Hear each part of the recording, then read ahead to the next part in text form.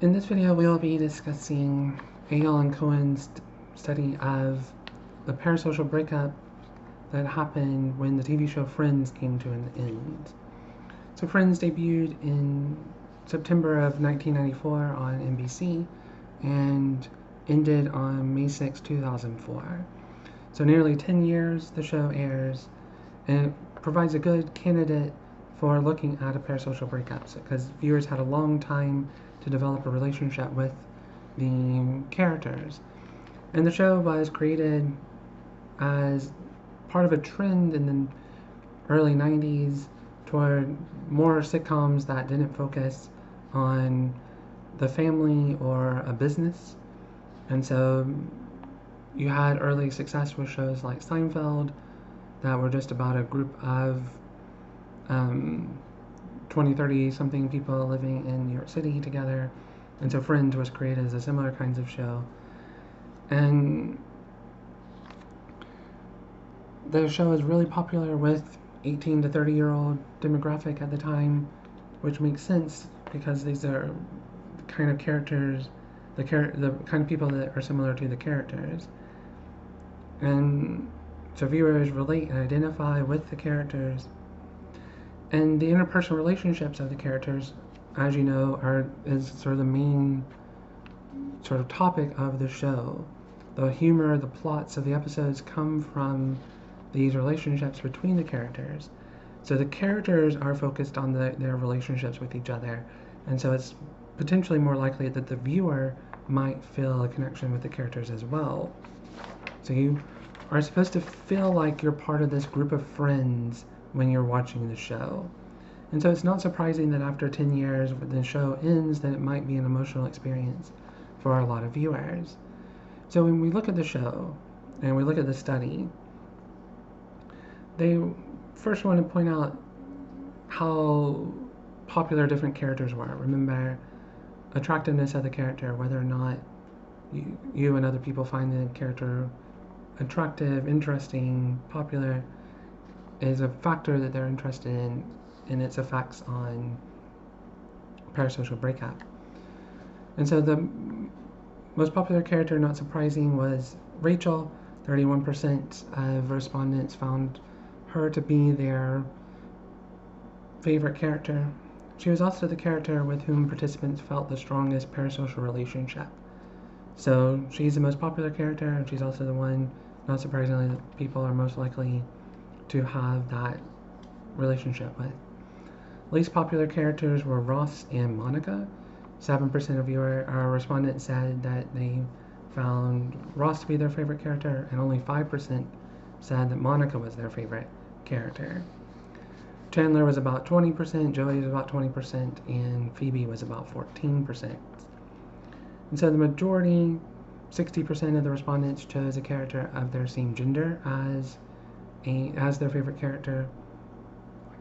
And not only was Rachel the most popular character among respondents, but she was also the one that respondents believed to be the most popular.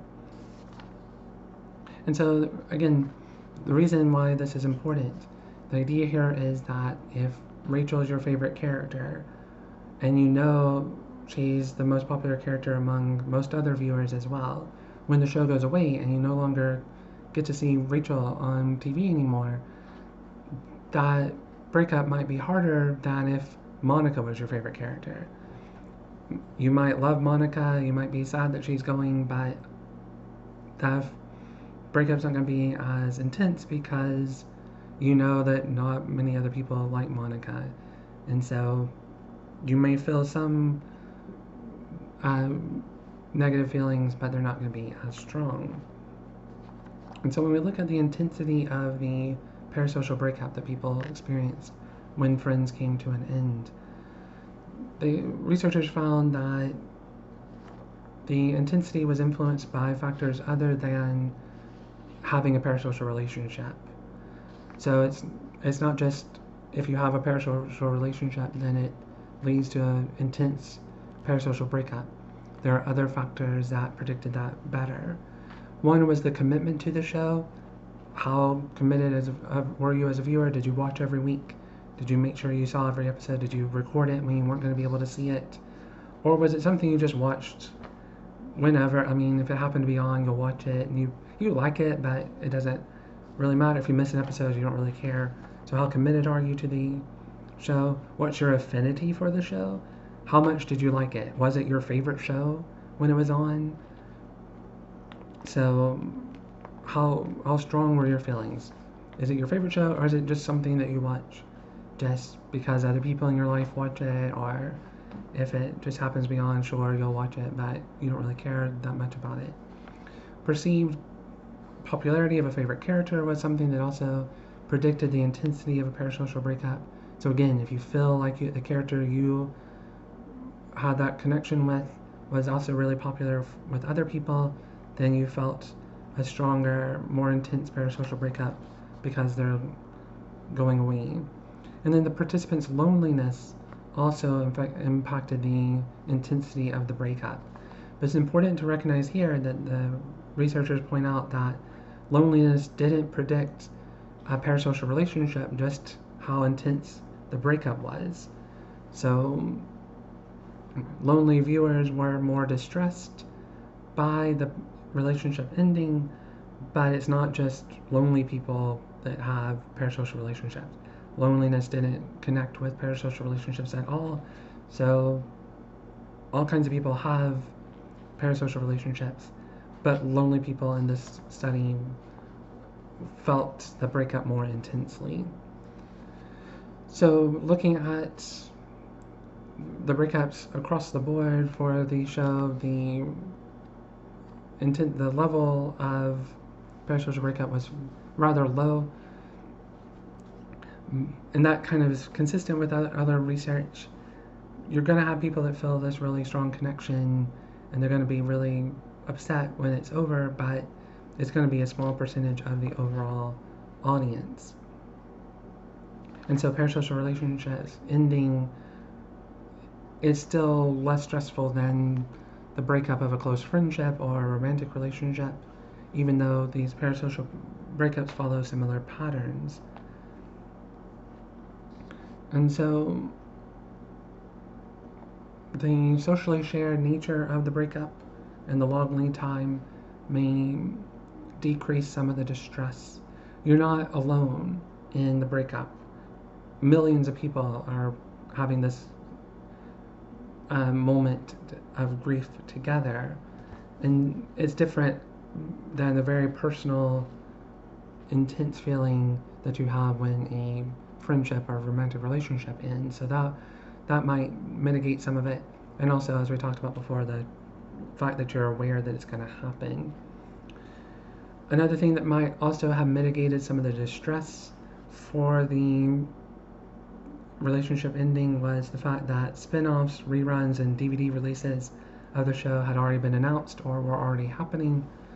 So Friends had a spin-off called Joey that obviously focused on Joey that started up that next year right after the show ends. So if Joey's your favorite character, you don't have to worry about anything. He's not going away. You can keep seeing more episodes with Joey in it, just in a different situation. But if you're a big fan of Friends in general, the fact that there's more content coming out helped to mitigate some of that distress. The show is already in reruns. It was already starting to be released on DVD, and then eventually it starts coming out on streaming platforms and stuff. So these may help mitigate some of that distress, the fact that you know you can keep watching the show if you want to.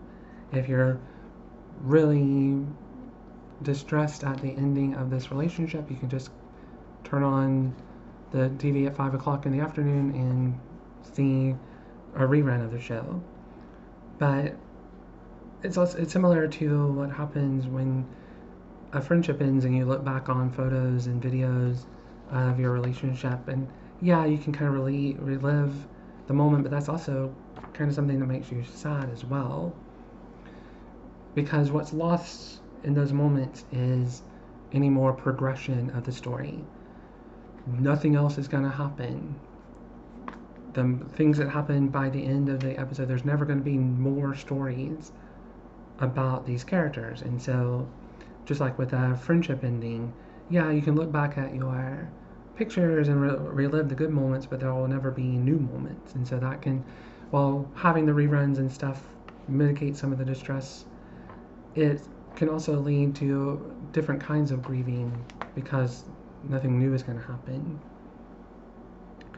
They also found that the duration of viewing didn't predict parasocial breakup. That kind of surprised the researchers because they thought that the more and longer you watch the show, that would be what would make the breakup more intense. But this tends to operate indirectly through, they found, things like commitment and affinity.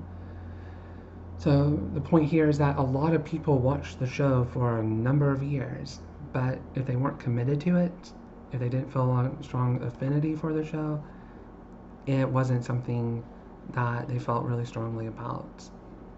And so they found that commitment was related to parasocial breakups, but not to relationships.